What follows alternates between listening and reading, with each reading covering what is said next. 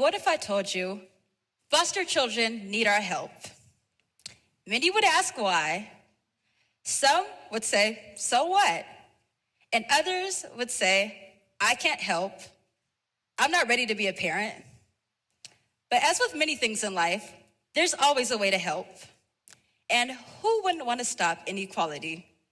Yes, from my research, I can tell you that foster children are not treated equally to their counterparts, how some people are trying to make it more unequal, and how we can all help foster children without being foster parents. So the foster care system is flawed. Many of us know this. There are not enough foster parents to effectively support the over 400,000 foster children across the country. And there are not enough caseworkers to effectively support the parents who do want to foster. In California alone, there are around 50,000 children in foster care. And there are only around 30,000 foster placements. Not only that, but this foster care system does not prepare these children to succeed. There is only around a 50% graduation rate. Let that sink in. Only around 50% of foster children graduate high school. This is for a variety of reasons. One being that foster children have to constantly switch placements. Constantly switching homes means constantly switching schools. Different schools teach different curriculum, and some foster children start to fall behind. These foster children start to fall behind, and many are never able to catch back up. In my research, I've also found that foster children have had to be selective with what they buy. One foster teen even shared that they had to choose between buying a book and buying a blanket. Imagine that, having to choose between buying a book and buying a blanket. Imagine how that would affect someone's education. Having to choose between buying a comfort product and buying a book for school. Meanwhile, some of us are blessed enough to afford a $16,000 private school.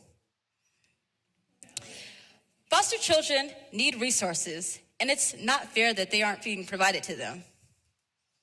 Now, I know I just told you all that the foster care system is flawed, but it is redeemable. Since I'm standing here before you, I will propose a solution I've come up with. I think the solution would be to make more laws and restrictions for foster care, such as what criteria needs to be met before a child can be taken and placed in foster care. Simple enough, right? Well, I'll leave that up to the legislators. So, it's clear foster children need resources, but who's gonna help them get it? Well, we can help. The community, the people who can afford to buy products during inflation, the people who can buy a book or a blanket without blinking an eye, the people who can afford to go to a $16,000 private school. They need our help, and we can help them by donating our time, money, or resources. We can all help. Teens, young adults, and adults can help. When I first found out about all of these facts, I was moved to start a school supply drive.